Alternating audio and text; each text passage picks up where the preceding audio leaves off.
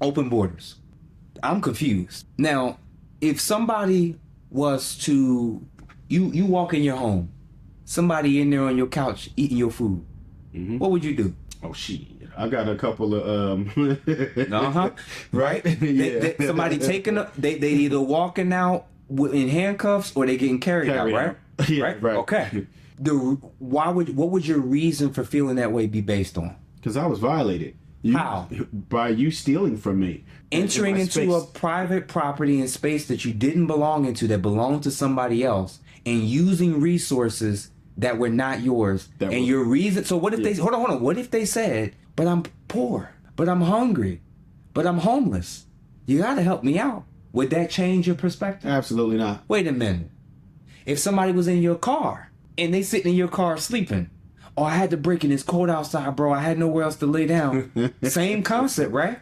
Pretty much. Why is it? Let me hear this out, man. Why is it that when it comes to you personally, you understand rules, laws, boundaries, and consequences for being in a place and taking things that do not belong to you? You understand that clear as day. You learn that as a child. You understand that when it affects you personally. But then when it comes to these liberal cities, all of a sudden it's the wild, wild west. And everybody tax dollars got to go to everybody from the other world, from all over the world. When they get here, your tax dollars got to go to them. Housing got to go to them. I can't. $20 million. Hold on. $20 million got to go to them. And you gonna sit here and look me in my face and say I'm crazy. So let me get this straight. When Western countries try to establish boundaries as racist, but when you go to these other countries, they got immigration laws. Right. They got deportation standards. And if you pick the wrong country, your jail time gonna be a lot longer than what's happening over here. This is what's happening. There are people who have agendas, globalist agendas, to push westernized, modernized countries to be destabilized.